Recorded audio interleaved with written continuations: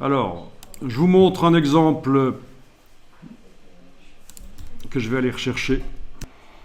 Je vous montre ici rapidement un exemple d'un travail, d'une explication qui ressemble un peu à ce que vous allez faire.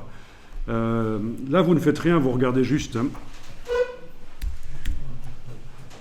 Voilà la photo d'un oiseau qui a été placé dans Illustrator et j'ai redessiné par-dessus avec des brushes artistiques. J'ai fait différents tests. Vous voyez, ça c'est différentes brushes à différentes épaisseurs. À un certain moment, j'ai même décidé que, c'est pas encore dans cette version-là sans doute, que pour la tête de l'oiseau, j'allais mettre une épaisseur différente que pour le reste, mais ça c'est ce qu'on a fait sur la chaussure déjà aussi.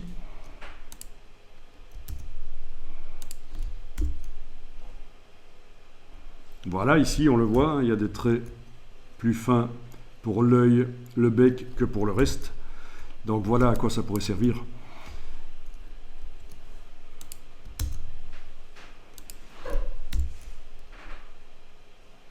À un certain moment, par-dessous les traits, des formes ont été redessinées au crayon, dans ce cas-ci. Pas par peinture dynamique, comme on le fera, mais c'est au crayon. C'est des formes qui sont un peu aléatoires, qui ne collent pas vraiment au trait. On a même mis du flou sur la forme. Donc voilà les formes avec du flou sur elles. C'est surréaliste. On croirait voir du Magritte avec l'œil qui...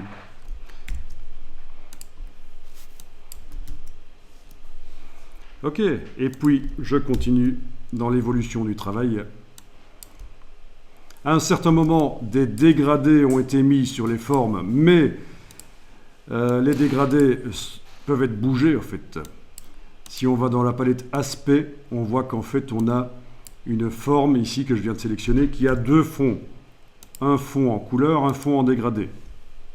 Si on enlève l'œil en face du fond en couleur, on ne voit que le dégradé. En face du fond en dégradé, on voit que la couleur. Voilà, c'est plus clair comme ça peut-être si j'enlève juste le dégradé qui sert à faire de la nuance. C'est une des manières de faire assez simple pour faire du dessin dans Illustrator. Et par la suite, en plus du fond en couleur sur la forme et du fond en dégradé, il y a eu un fond de motif. Donc pour cette forme-ci, par exemple, j'ai un fond en couleur, j'ai un fond en dégradé et j'ai un fond de motif. Alors c'est des motifs de roseaux, c'est bizarre. J'ai pris un truc qui était dans l'Illustrator. Si on zoome, on voit que ce sont des roseaux. Voilà, bêtement. Ici, c'est un autre fond hachuré, même chose. Fond en couleur, fond en dégradé, fond de motif. Donc les objets à plusieurs fonds, c'est super intéressant. Et petit à petit, on s'approche de quelque chose qui ressemble un peu plus à un dessin naturel. Et voilà, et ici pour la forme du fond, on a aussi des roseaux, mais plus grands.